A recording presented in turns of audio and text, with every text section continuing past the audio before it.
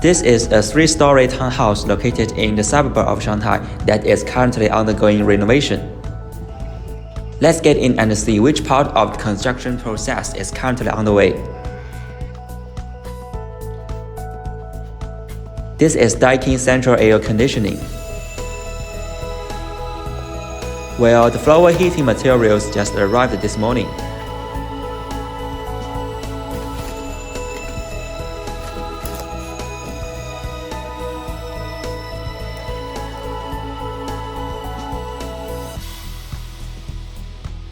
This is the first floor roof.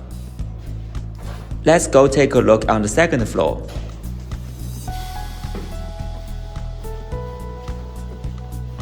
The second floor has already laid the floor heating insulation boards. Then go to the third floor.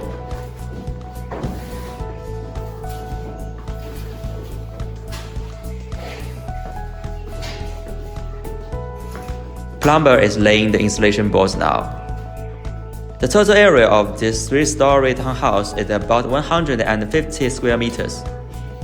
And the application of this floor heating thermal material made of HIPS film and EPS foam can greatly improve construction efficiency.